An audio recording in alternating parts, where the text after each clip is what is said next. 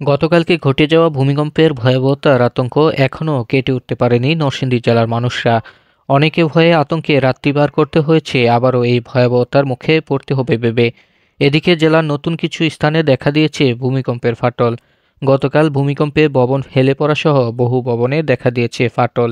একই সাথে গোরাশাল পৌর এলাকার লেবুতলা গ্রামে একটি ডেইরি ফার্মের জমির মাটি বড় বড় ফাটল দেখা দেয়।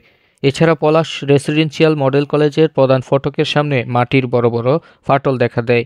এদিকে ২৪ ঘন্টা যেতে না যেতে নতুন করে আবারও দেখা মিলল মৃদু আকারের একটি ভূমিকম্প। আবহাওয়া অফিস জানায়, আজ সকাল 10টা ৩৬ মিনিটে ৩.৩ মাত্রার ভূমিকম্প সৃষ্টি হয়, যার উৎপত্তিস্থল নরসিংদীর পলাশ উপজেলা। এ ঘটনার পর থেকে নতুন করে আবারও আতঙ্কগ্রস্ত হয়ে পড়েছে এই অঞ্চলের মানুষদের। ভূমিকম্প যে একটা দুর্ঘটনার মধ্যে পড়ছিলাম আমরা সবাই আতঙ্কের মাঝে আছি। আমরা সারা রাত বাচ্চা বলা মানে ঘুমাইতে পারি নাই। সবাই মানে বুকের মধ্যে অনেক দগদগ করতেছে। ভয়ে আতঙ্কে আছি আমরা, যে এরকম ভূমিকম্প তো আমরা জীবনে কখনো দেখি নাই, মোকাবেলা করি নাই। ভিতরে এখনো রাত্রেও ঘুমাইতে পারি নাই। এখন আমরা আতঙ্কের ভিতরে আবার নাকি ভূমিকম্প আসে।